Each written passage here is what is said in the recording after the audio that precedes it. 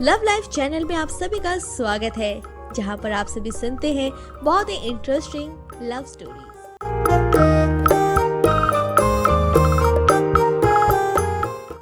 प्रेम और पूनम की शादी को उनके परिवार के साथ साथ पूरे गांव ने स्वीकार कर लिया था। वहीं पर लाख कोशिश करने के बाद भी लखन उनकी शादी को रोकने में नाकाम था।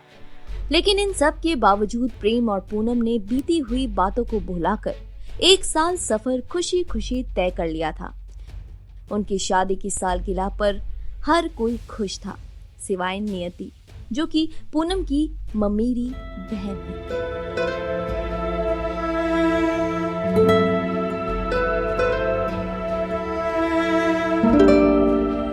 हाय नियति।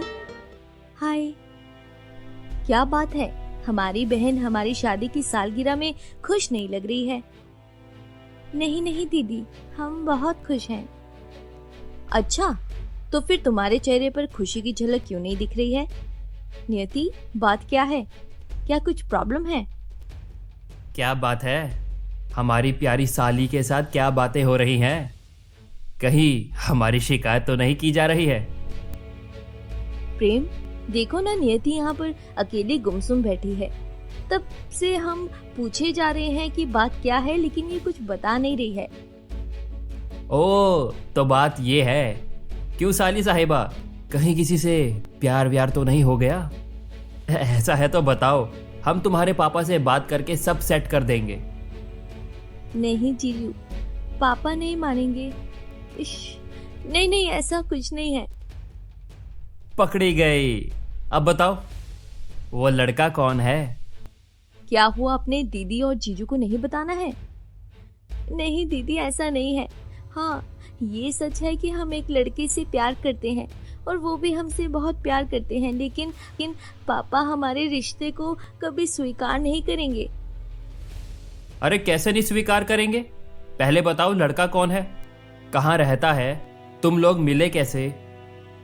ये बात 6-7 महीने पहले की है, जब हम अपनी पढ़ाई पूरी करके घर वापस आ रहे थे।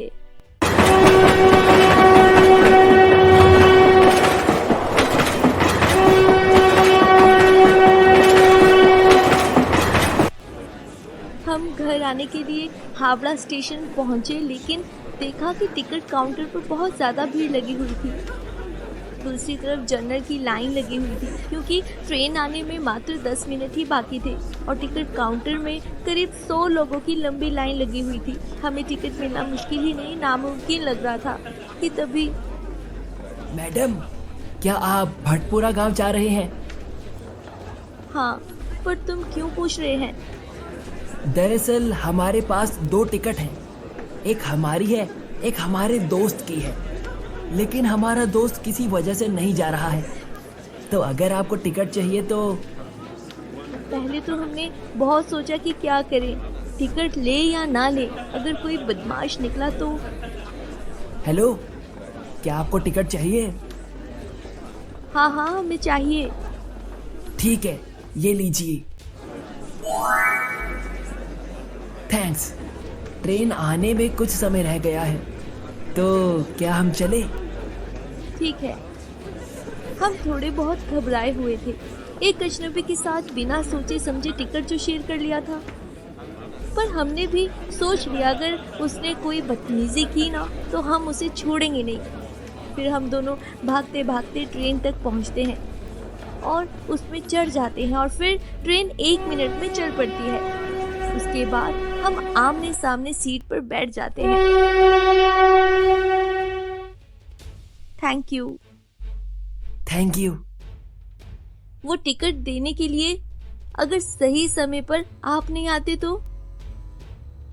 1 मिनट, हम आपसे लगभग 2-3 साल ही बड़े होंगे, इसीलिए हमें आप करके बात नहीं करनी चाहिए। तो हम एक फ्रेश शुरुआत करते हैं। क्या मतलब? मतलब अब से हम आप नहीं, तुम करके बात करेंगे। हमारा नाम धनुष है और तुम्हारा? अरे, इसमें घबराने की क्या बात है?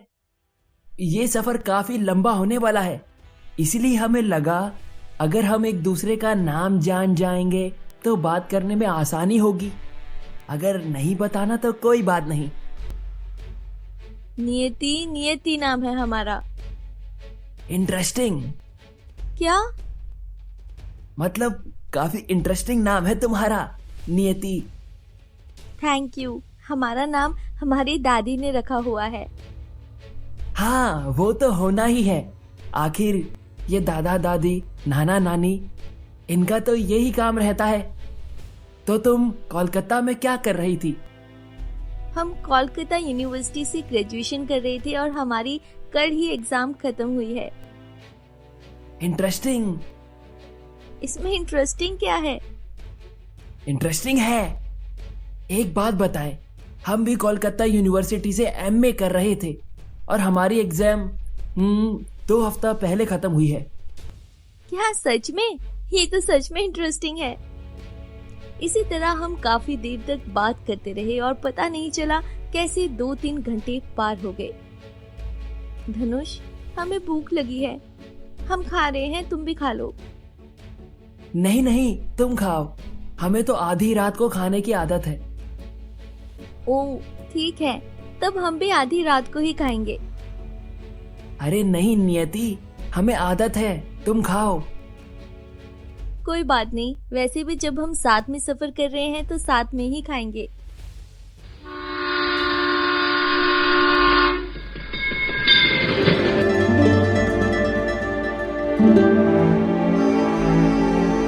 हमने धनुष से कह तो दिया था कि हम साथ में खाएंगे, लेकिन हमें भूख बर्दाश्त नहीं हो रही थी। नियति, चलो हम खा लेते हैं। पता नहीं आज हमें जल्दी भूख कैसे लग गई। सच में? तुमने तो कहा तुम्हें आधी रात में खाने की आदत है। हाँ, लेकिन कभी कभी भूख लगती है तो हम जल्दी भी खा लेते हैं। ठीक है। हमें पता चल गया था कि धनुष हमसे झूठ कह रहा था कि उसे भी भूख लगी है। खैर, इसके बाद हम दोनों ने आपस में खाना शेयर किया और खूब मजे करके खाया। अभी कुछ घंटे पहले हम धनुष को जानते नहीं थे, लेकिन अब ऐसा लगने लगा था कि हम उसे बड़े करीब से जानते हैं।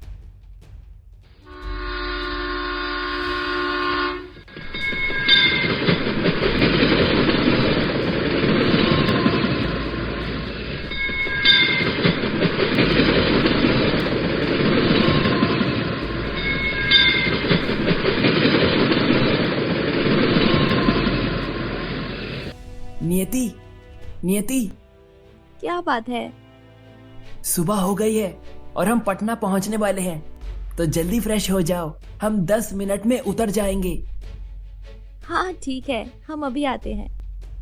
नियति फ्रेश होने चली जाती है और कुछ देर बाद अपने बाल संवारते हुए वापस आती है। तभी उसकी नजर धनुष की नजर से टकरा जाती है और नियति थोड़ा शर्मा जाती है। तो तुम तैयार हो? हाँ, हम तैयार हैं। हम पहुंच गए क्या? हाँ, हम पहुंचने वाले हैं। हमने सब सामान ले लिया है। चलो अब गेट के सामने। कुछ देर बाद हम पटना जंक्शन पहुंच गए, लेकिन धनुष हमारे साथ में था, तो वो हमें किसी चीज की फिक्र नहीं होने दे रहा था। अच्छा नियति, हमें स्टेशन के बाहर से गांव जाने के लिए बस मिल जाएगी। हाँ, हम जाते हैं। ओह सॉरी, तुम भी तो उसी गांव में रहती हो। लेकिन हम एक बात पूछना ही भूल गए, हमने तुम्हें कभी गांव में देखा नहीं। हम बचपन से ही नानी के घर में रहते थे। हमें गांव आए हुए कुछ साल ही हुए हैं। अच्छा। इसके बाद दोनों प्लेटफॉर्म में बाहर निकल जाते हैं और बस में बैठ जाते हैं। नियति सीट पर बैठ जाती है, पर नियति को बैठने की दिक्कत ना हो इसीलिए धनुष अनकंफर्ट होकर बैठता है। तुम ठीक तो हो? हाँ हाँ, हम ठीक है, तुम आराम से बैठ जाओ, डोंट माइंड। ओके। हमारा 2 घंटे का सफर शुरू हो गया था। ट्रेन के सफर में हम अजनबी थे, हमें काफी बातचीत हुई, लेकिन बस के सफर में हम लगभग एक दूसरे के बारे में जानते थे। और सच कहूँ तो अब हमें धनुष से थोड़ा लगाव भी होने लगा था। पता नहीं क्यों धनुष के साथ हमें अच्छा लगने लगा था। हम बहुत कंफ्यूज थे कि ये सिर्फ लगाव है या फिर प्यार की पहला कदम। नियति और धनुष की स्टोरी अब आगे क्या मोड़ लेने वाली थी? क्या धनुष को भी वैसा ही कुछ हो रहा था जैसा कि नियति फील कर रही थी? जानने के लिए हमारे आने वाले एपिसोड जरूर देखें।